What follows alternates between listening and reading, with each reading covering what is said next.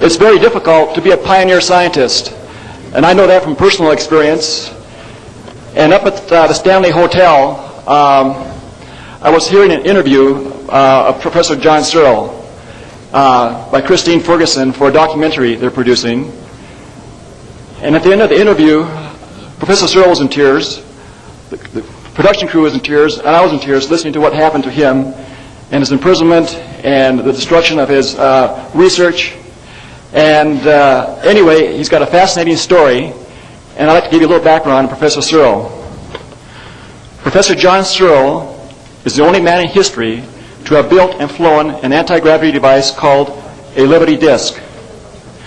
The power source for this amazing disc can also be used to generate electricity with no apparent input from outside. Because of this obvious economical repercussions to the big money oil industries, this marvelous invention was squelched. Professor Searl has offered this wonderful boon to all mankind since 1946. The story of his hardships and persecution is a long one. Long after most men would have given in to the pressure of big business and corrupt government officials, he has come back one last time to offer this inspired work to the world. His electric generator and his Liberty disc are powered by a Searl effect generator, SEG. If we, the people of the world, choose to use this marvelous technology, we would eliminate pollution from the internal combustion engine and the various methods of home and industrial heating. Anything can be run electrically, can be driven by an SEG with virtually no pollution and no use of fuel as we know it. Professor Searl uses existing physics laws in a new application. He has written a series of books on his work and is offering them to the public. His technology is based on a coherent number system called the Law of the Squares. His books have the same name.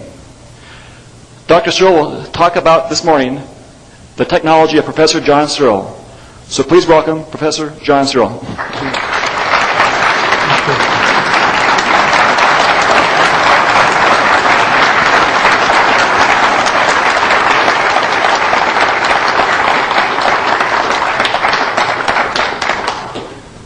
For those of you who were with us last night, we're still recovering. I would like to thank the INE for having us here and the opportunity to share this information with the world. And we have had a great deal of contacts and met a great many very interesting, wonderful people here. And we're very grateful for that. We're all getting to know Professor Searl. I'm getting to know him more and more every day, even though I've corresponded and talked to him for over 4 years. And I'm learning things new every day in every time he talks. Every talk that he gives is different. There's no rehearsal. There is no set pattern.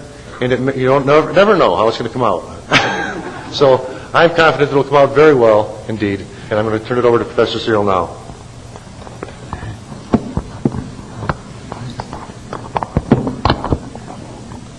Anyone with rheumatism can see me after and I'll try to cure it for you instant.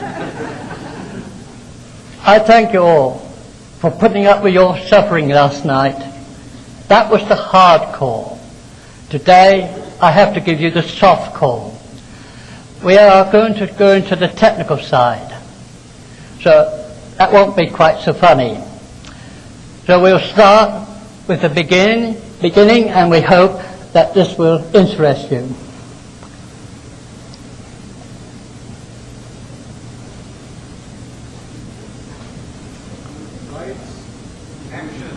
We got a slight technical problem. This photo is the very first press photo. We had the press medium came because I advertised in the paper that I wanted members to develop a new type of craft. Here we were demonstrating a bull race. The bull race, to most technical people, is a subject that must be well greased. For my work, grease prevents the operation. We get rid of it. Never mind what the scientists say that it will seize up. It don't seize up. In fact, you could do some very amazing experiments, which I did to the media, and we recorded the evidence on the tracking equipment. Now from that, the development grew, and we'll show you the next shot.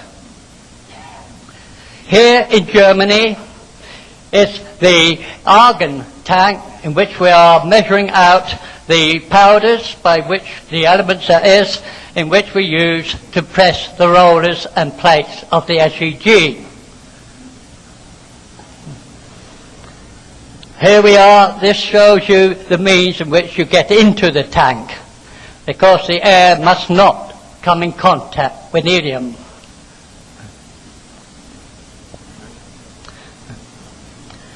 Here we are, the very first roller that was produced in Germany a couple of years ago. We are holding it because this was a great excitement. Hundreds of people have been trying to make this roller. They gave up because their thinking was wrong. That's all that was wrong. They got the roller out and it kept cracking. That is my safety net. No one is going to copy that roller unless they're working full heart with me. You can spend as much as you like, and I would think there must be about £10 million spent by so many people trying to make that one roller. This is the magnetizing equipment. Here we are just making test models, so we don't need a very big machine. Again, you see another view. If you notice, there is a number of coils involved. This again is slightly different to normal practice. Another view of the coils. Another view. So anyone wishing to make these rollers, realize you've got to have a bit of patience, and I mean patience, and don't give up. Now, you may say, why can't you make it? Well, let's put it this way. If you make a house brick, you've got to buy the ovens and all the necessary equipment to make that one brick. That costs you a fortune. That's the same here. To make one roller, you may be looking at £12 million. So you've got to make millions of them, because after the first one, they cost very little to make. That first one is the bug. Here is the magnetic field around the first segments produced in Germany. By the way, these pictures are in the books, so those who want to study them more closely can do so. Now, here is the illustration of the SEG build-up. Can we show the plates with the pointer, please? You notice that is what we call the plate in which the rollers run on. That's what we call the roller, and these have to be slightly shorter than the plate, so they have free movement. We show here the coil which we build on the outside of the last ring, which supplies the final work. The only difference between this machine and the conventional machine is that this is a prime mover. The coils is standard practice. Notice we've shown 4 colours.